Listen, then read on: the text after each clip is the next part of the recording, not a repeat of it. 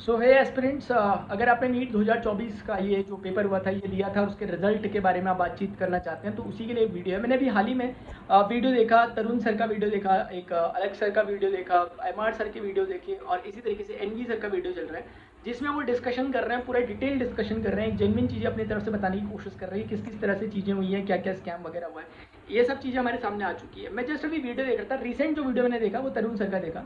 उसमें एक वीडियो में वो कुछ एक इन्फॉर्मेशन दे रहे हैं, उनके ऑफिशियल चैनल में तो नहीं था शायद वो, लेकिन वो किसी और ने डाला था, लेकिन बोलने वाले वही थे। वो उसमें कह रहे हैं कि यार कोई भी एजुकेटेड, सब एजुकेटर्स, मैंने एक कॉमन बात देखी, आपने भी शायद देखी होगी, कोई भी रीनीट को डायरेक्टली प्रमोट नहीं कर रहा, कोई भी नहीं कह रहे रीनीट होना चाहिए। कुछ यूट्यूबर्स को छोड़ के जो खुलेआम कह रहे हैं वो होना चाहिए, भले उनकी मैं क्रेडिबिलिटी पे जाना भी नहीं चाहता, लेकिन इन लोगों को मैं थोड़ा क्रेडिबल मानता हूँ, इसीलिए मैं चाह रहा हूँ कि इनको रेफरेंस में लेके मैं बात करूँ। मैंने भी इन एजुकेटर्स में से किसी को एटलीस्ट ऐसा कहते हुए एग्जैक्टली नहीं देखा कि रीनीट होना चाहिए। अगर आपने देखो आप मुझे प्लीज़ वीडियो सेंड कर देना। जैसे तरुण सर की अगर मैं बात करूँ तो वो कह रहे हैं वहाँ पर कि रीनीट होना चाहिए या नहीं होना चाहिए वो पता नहीं, लेकिन जस्टिस होना चाहिए, उन्होंने ये बात कही, मुझे बहुत अच्छी लगी। एक बात। दूसरी बात, वो यहाँ पर फिर अगली लाइन में ये भी कह रहे हैं कि बेटा देखो जिसके 675 मार्क्स आए हैं, अगर ज़रूरत पड़ेगी, अगर मार्क्स लेवल पे जो लीक हुआ है उसको सही करने की, रिपेयर करने की ज़रूरत पड़ेगी तो बेटा 675 मार्क्स वालों को भी रीनीट देना होगा, ये उन्होंने कहा। और उन्होंने ये कहते हुए वो कहना चाह रहे हैं कि सॉल्यूशन है, इसके अलावा फिर हमारे पास कुछ नहीं है, कैसे हम फिल्टर करें। तो माय डियर ऑल स्टूडेंट्स, मैं आप सभी को यही बोलना चाहता हूँ कि इस वीडियो को वहाँ तक एटलीस्ट पहुँचाओ, उन सभी एजुकेटर्स तक पहुँचाओ जो लोग बच्चों के लिए जस्टिस के लिए लड़ाई लड़ रहे हैं। वो लोग बिल्कुल दिलो जान से चाहते हैं कि जिस बच्चे को उन्होंने मेहनत से पढ़ाया, जो इस बार 700 नंबर लाया, उसको भी रीनीट अगर देना पड़ रहा तो उसका पेन भी एजुकेटर्स के दिल में है, वो जाहिर नहीं करते, वो बात अलग है। इसीलिए जो ऐसे बच्चे जो समझते हैं इस बात को, मैं उनसे एक ही गुजारिश करना चाहूँगा, #NEET2 को प्रमोट करो। अगर रीनीट की जरूरत पड़ रही है, अगर ऐसी मैं भी ये कहता हूँ कि जस्टिस होना चाहिए। अगर जस्टिस री इवैल्यूएशन से हो जा रहा है, री रिजल्ट से हो जा रहा है तो बहुत बेहतर। ग्रेसिंग को दोबारा से उसको ऑर्डर उसका सही करके अगर किया जा रहा है, ग्रेसिंग को ठीक करके किया जा रहा है तो बहुत बेहतर। जस्टिस होना चाहिए। लेकिन अगर आपको लगता है कि सर पेपर तो मास लेवल पे लीक हुआ है, ऐसे तो जस्टिस हो नहीं सकता, क्योंकि हम ग्रेस वगैरह के हिसाब किताब से चलेंगे, कोई जस्टिस नहीं हो रहा, तो हमें तो सर रीनीट करना पड़ेगा। अगर आपके पास रीनीट एक सॉल्यूशन है और आप कहते हो कि reNEET is only the solution, my dear students, I would like to say कि reNEET is not only the solution but we have another solution which is NEET2, and this will be the decent solution which will provide justice to all the students. इसलिए इस चीज को NEET2 को promote करो। आप बोलोगे sir ये क्या है, जिसने सुना नहीं होगा पहले, मैं बहुत पहले से एक सॉल्यूशन दे रहा हूं हर किसी को। अगर मैं यकीन मानता हूं कि अगर ये सॉल्यूशन ना उन एजुकेटर्स के पास चले जाए जो लड़ रहे हैं आपके हक की लड़ाई, उनको बहुत पसंद आएगा। और ये उन सभी स्टूडेंट्स के हक में जो जेन्युइन स्टूडेंट्स हैं, यानी मैं अगर कहूं जस्टिस टू ऑल वाली सिचुएशन है, जस्टिस टू ऑल। NEET2 में होगा क्या, NEET2 एग्जामिनेशन होगा, रिकंडक्ट कराएगा एनटीए उस एग्जाम को, भले कितना खर्चा हो जाए, एनटीए की गलती है तो करवाना पड़ेगा। ये तब हो पाएगी चीजें जब ये प्रूव हो जाएगा कि मास लेवल पे लीक हुआ है पेपर। तो उस समय NEET2 का एग्जामिनेशन जो होगा उसके जो मार्क्स आएंगे और जो NEET1 में आपके मार्क्स आए होंगे, इन दोनों मार्क्स का मीन यानी कि एवरेज निकाला जाएगा और वो मार्क्स आपके रियल मार्क्स माने जाएंगे। इसमें फायदा कैसे हुआ समझो एक बात को छोटे से एग्जांपल से। अगर दो बच्चे हैं, एक स्कैमर है और एक जेन्युइन बच्चा है, दोनों 720 लाए, जब दोबारा से पेपर करवाया जाएगा तो पहला वाला बच्चा जो मान लेते हैं स्कैमर बच्चा था, वो 200 से आगे बढ़ नहीं सकता, 200 में उसे फ्री में दे रहा, वरना उसे नीट का एन नहीं पता, क्योंकि वो ऐसी बबल्स भर के आया जो उसे बताए गए हैं, उसके बबल भी किसी और ने भरे हैं। तो वो लिटरली 100 नंबर से भी आगे नहीं बढ़ सकता। ये भी मैं बहुत ज्यादा बोल रहा हूँ, माइनस में जा सकता है, लेकिन चलो 200 दे दो एक बारी के लिए। 720 और 200 920 होता है, आधा करोगे लगभग 460 के करीब ऐसा कुछ पहुंच जाएगा। तो ये लगा लो कि वो बच्चा जो 720 लाया था उसको आपने 460 पे पटक के ले आया इस नॉर्मलाइजेशन के तरीके से। वहीं दूसरा डिसेंट बच्चा जो 720 अपनी मेहनत से लाया था, कैसा भी पेपर दोगे वो लगभग 3% मान के चल लो कि उसका डिडक्शन हो भी गया, पेपर टफ भी आ गया, तब भी वो 700 नंबर ला रहा है। और 700 नंबर लाने पे अगर आप देखोगे 700 प्लस 720 एवरेज निकालोगे 710, ये बच्चा अभी भी खुश है, क्योंकि 720 से 710 पे आया, पेपर टफ होने के बावजूद, वरना 720 दोबारा फोड़ सकता है। Same goes with other students. कोई बच्चा 700 लाया था, अभी वो थोड़ा एग्जाम देगा, हो सकता है उसके एक बारी के लिए 690 नंबर आ जाए, तो कोई दिक्कत नहीं है, उसका एवरेज 695 बन जाएगा। आप समझ रहे हो, हर वो बच्चा जो कि डिसेंट स्कोर किया था वो यहाँ पर बच जाएगा, बहुत अच्छे से निकल के आएगा, अपनी मार्क्स को बढ़ा पाएगा इवन। एक बात। दूसरी बात, जो स्कैमर्स हैं जिन्होंने पेपर को लीक किया, वो बड़ी मात्रा में फिल्टर हो जाएंगे, बड़ी मात्रा में। बस इसमें दिक्कत क्या है, वो स्टूडेंट्स को अपने दिल की आवाज सुननी पड़ेगी, दिल की। ऐसा नहीं कि आपके 100 नंबर आ के 200 नंबर आ के आप बोले नहीं सर आपका आइडिया बेकार है। भाई मैं बार बार कह रहा हूं कि अगर मेरे आइडिया में आपको मेरा कुछ नहीं है इसमें, मैंने सिर्फ एक इसमें प्रपोजल दिया है। ये इसलिए कि जस्टिस टू ऑल मिल सके, क्योंकि उस बच्चे की पीड़ा को भी समझो जो पिछले 4-5 साल से रगड़ के मेहनत कर रहा है, 400 नंबर से पहली बार बेचारा 690 पे पहुंचा है। आपके लिए कहना बहुत आसान है कि रीनीट करवा दो, उसको कहना आपको बहुत आसान है कि भाई तूने तो बहुत पढ़ा लिखा है तो तू दोबारा देने में क्यों नहीं डर रहा। अरे भाई डर लगता है यार, 4 साल का वो जो प्रोसेस होता है ना उसको झेल के देखो, डर लगता है, बहुत डर लगता है, वो कोई रिस्क नहीं लेना चाहता। लेकिन अगर आप उसको ये वाली बात कहोगे नीट टू, वो बेचारा राजी हो जाता है बच्चा, क्योंकि वो कहता है चलो यार कुछ तो मेरे फेवर में। क्योंकि फिर इसमें क्या होंगे, 2 जेन्युइन बच्चे, एक जेन्युइन बच्चे के 400 नंबर आए थे, एक जेन्युइन बच्चे के 700 नंबर आए थे। अब पेपर दोबारा जब होता है नीट टू का, ये 700 वाला दोबारा से मान लो कि आप एक बारी के लिए मोटा मोटा मान लो 710 ले आता है, तो एवरेज निकलेगा इसका 705, खुश। अब पहला वाला बच्चा जो 400 नंबर लाया था, जेन्युइन था, अपनी मेहनत से लाया था, अब वो इस बारी में बहुत मेहनत करता है, 600 नंबर तक बढ़ा देता है। 600 400 कितना हो गया, 1000, आधा कर दो 500। अब ये मत बोलना कि सर मैं तो अभी भी 500 पे टिका हूँ, वो तो 710 पे। भाई वो उसकी मेहनत के दम पे है 700 पे, क्योंकि उसने वो मेहनत उस समय की थी फर्स्ट वाले में, और सेकंड वाले में उसने दोबारा रिप्रोड्यूस की, तब एवरेज उसका सही निकल रहा है।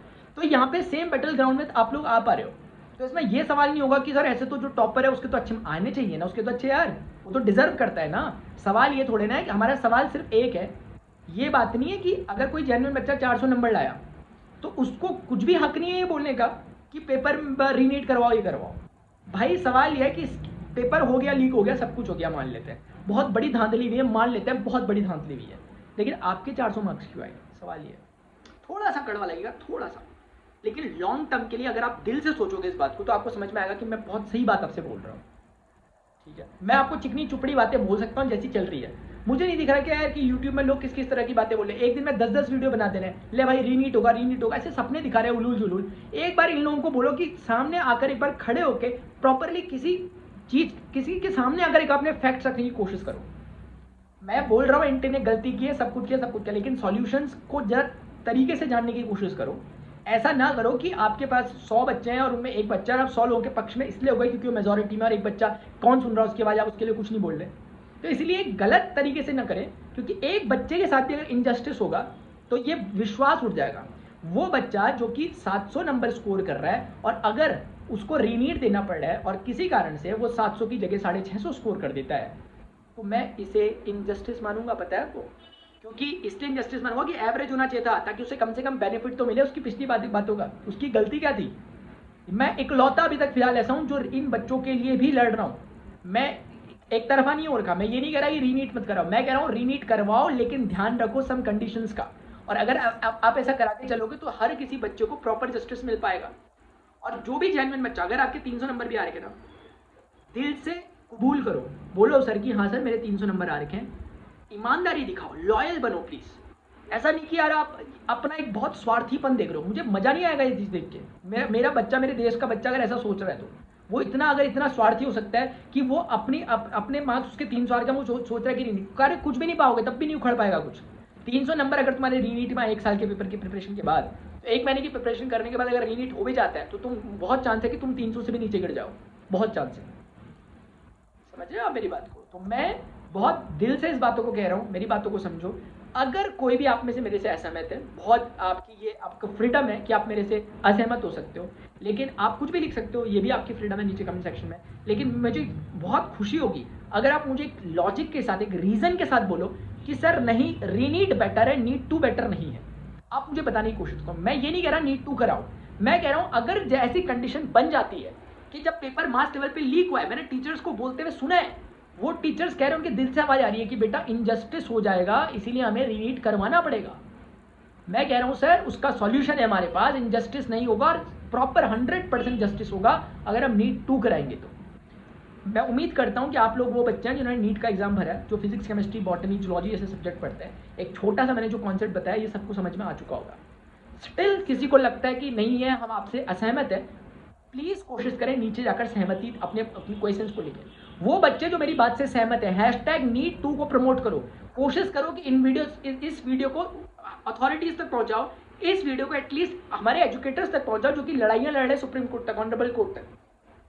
क्योंकि कई बार क्या होता है कि हम एक चीज में बहुत ज्यादा चीजों में व्यस्त रहते हैं। आपने शायद वो छोटा सा किस्सा सुना होगा कि एक बार एक बहुत बड़ी बैठक चल रही थी कि भाई स्पेस में हम जा रहे हैं तो हम पेन कैसे यूज करें, क्योंकि पेन तो ग्रेविटी के कारण उसकी इंक तो उड़ जाती है, कैसे करें। बीच में आके एक छोटा सा बच्चा बोलता है सर पेन की क्या जरूरत है, पेंसिल यूज कर लो।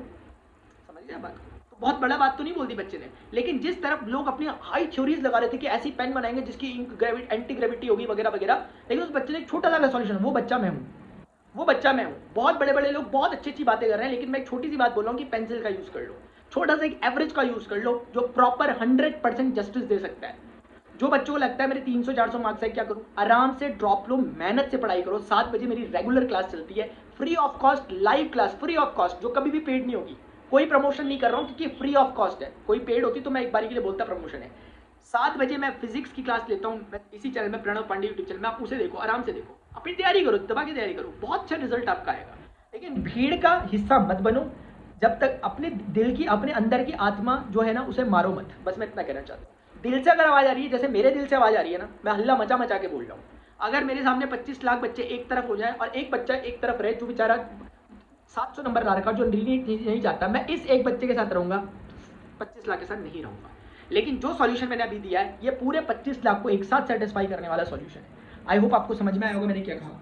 अगर आपको समझ में आया, इस वीडियो को प्लीज पहुंचाओ, क्योंकि बहुत सारे मिसलीडिंग वीडियोस बन रहे हैं जिसमें उन बच्चों की आप मेंटल हेल्थ को नहीं समझ सकते। मैं समझ सकता हूं, मैं लिटरली समझ रहा हूं उस बच्चे की मेंटल हेल्थ को जिसने 710 715 स्कोर किया है, और वो बेचारा इतना गिड़गिड़ा रहा है 200 नंबर लाने वाले बच्चे के सामने कि भाई प्लीज यार मत बोल रीनीट होगा, भाई प्लीज मत बोल रीनीट होगा। वो बेचारे को ये डर लग रहा है कि मेजोरिटी में आ रहे हैं, ये रीनीट बोल रहे हैं, कहीं हमारा घबला ना हो जाए। और वो बच्चे अपने एंड पे सही कह रहे हैं रीनीट, वो इसलिए कह रहे हैं क्योंकि वो स्कैमर्स को हटाना चाहते हैं। अगर आप सच में स्कैमर्स को हटाना चाहते हो तो NEET 2 is only the solution. I hope students आपको मेरी बात समझ में आई होगी। प्लीज अपना कमेंट सेक्शन में मुझे अपने अमूल्य सुझाव जरूर दे, इस वीडियो को अथॉरिटीज तक पहुंचाए, अपने एजुकेटर्स तक पहुंचाए, जो भी इस नीट के संबंध में वीडियो बनाना चाह रहे हैं उनको एक आइडिया स्टक कर जाए। तो फिर अगर ये बात आ जाएगी ना, मुझे लगता है मामला फिर जल्दी से सॉर्ट आउट हो जाएगा, क्योंकि सारे बच्चे एक हो जाएंगे और फिर एक ही चीज निकल के आएगी, सारे बच्चे बोलेंगे नीट 2 कराओ भाई, रीनीट नहीं कराना। ठीक है, गुड बाय।